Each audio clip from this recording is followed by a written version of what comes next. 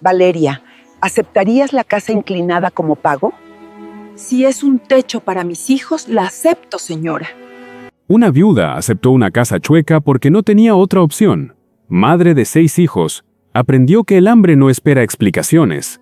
En el pueblo decían que esa casa estaba maldita, a punto de desplomarse, pero nadie imaginaba que su inclinación ocultaba un secreto estremecedor, un secreto capaz de salvar su vida o destruirla para siempre. La mañana era fría y silenciosa. El pueblo parecía observarla con juicio. Valeria Soto caminaba con la mirada baja, el luto aún marcado en su rostro. Desde que su esposo murió, la vida se volvió una lucha diaria. Las deudas crecían y la comida escaseaba en casa. Sus 6 hijos dependían solo de ella. Las miradas de lástima pesaban más que el cansancio. Nadie ofrecía ayuda, solo consejos vacíos, hasta que una puerta se abrió por necesidad, la puerta de una hacienda imponente, y con ella, un destino inesperado. La hacienda pertenecía a doña Matilde Rivas, una mujer rica y solitaria. Su voz era firme, su mirada impenetrable. Valeria pidió trabajo sin orgullo, pero con dignidad. Aceptó jornadas largas, silencio, obediencia absoluta, a cambio de un sueldo justo.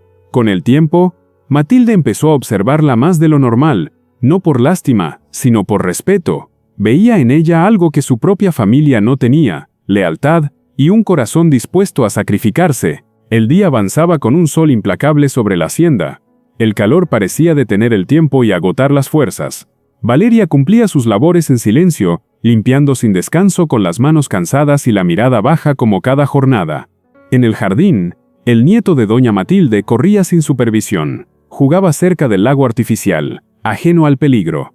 Las risas del niño contrastaban con el silencio adulto hasta que un resbalón bastó, y el cuerpo pequeño cayó al agua sin aviso. El grito se ahogó en el lago artificial. Nadie reaccionó de inmediato. El miedo paralizó a todos. Los segundos parecían eternos.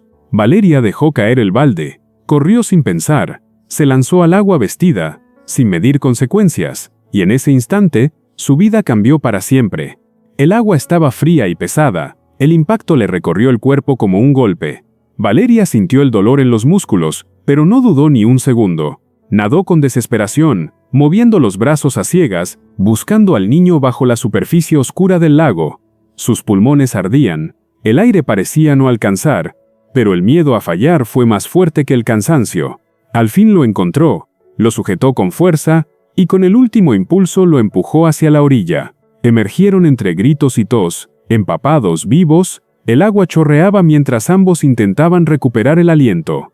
Doña Matilde llegó corriendo, pálida, temblorosa, abrazó al niño con lágrimas contenidas, incapaz de hablar. Luego miró a Valeria con una expresión nueva, no de patrona, sino de madre agradecida, y en ese silencio cargado de emoción, tomó una decisión definitiva. Esa noche, la casa grande estaba en una calma tensa. El silencio pesaba más que cualquier ruido. Doña Matilde llamó a Valeria a su despacho. Su voz sonó firme, pero cargada de emoción contenida.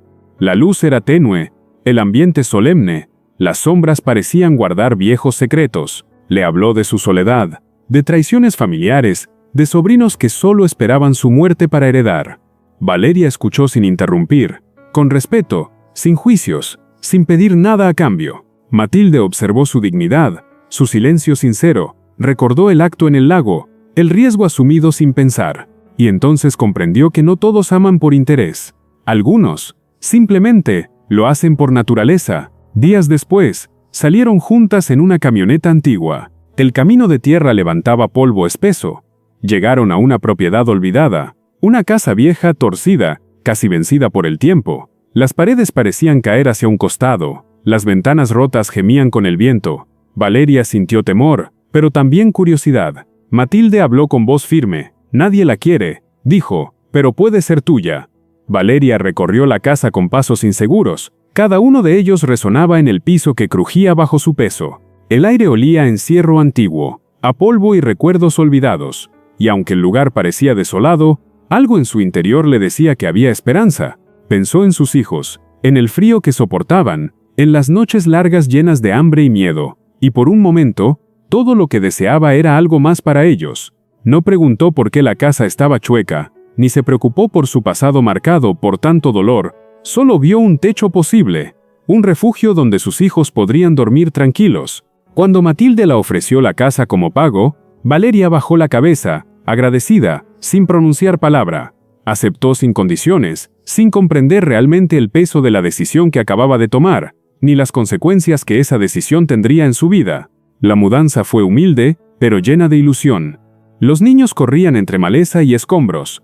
La casa parecía observarlos en silencio. Por dentro todo estaba inclinado, torcido. Había una puerta cerrada al fondo, un candado antiguo, oxidado, pesado. La inclinación de la casa apuntaba hacia ahí. Valeria lo notó, pero no insistió. Esa noche, los ruidos no la dejaron dormir. La casa parecía respirar. Al amanecer, doña Matilde apareció sin avisar. El cansancio marcaba su rostro, pero su decisión era firme. Traía comida, mantas y una llave vieja. Una llave gastada por el tiempo, cargada de recuerdos. Pidió hablar a solas bajo la lluvia, como si el agua ayudara a aliviar el peso de su confesión. Confesó el secreto que cargó toda su vida. Un cuarto cerrado que guardaba una fortuna. Objetos antiguos, oro, arte, documentos olvidados. El peso de todo había vencido la estructura y nunca lo sacó por miedo a su familia. Ahora, dijo con voz serena, todo pertenecía a Valeria, porque había demostrado su valor con hechos, no con palabras.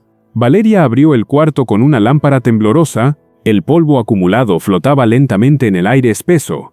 El silencio era tan profundo que oía su propia respiración. Baúles de madera oscura se alineaban contra las paredes. Estanterías vencidas sostenían cofres cerrados con hierro antiguo, monedas de plata, joyas, relojes, documentos amarillentos, pinturas coloniales observaban desde la penumbra. No era solo riqueza, era una vida entera escondida. Sintió miedo, asombro y una responsabilidad inmensa. Entendió que ese tesoro debía protegerse con el alma.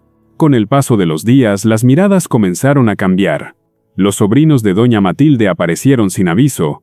Rodeaban la casa, tomaban fotos, murmuraban entre ellos, preguntaban por grietas, por documentos, por la propiedad. Héctor Rivas fue el primero en hablar sin rodeos. Le ofreció comprar la casa por una suma insultante, insinuó denuncias, inspecciones y problemas legales. Valeria sintió miedo, pero no bajó la mirada.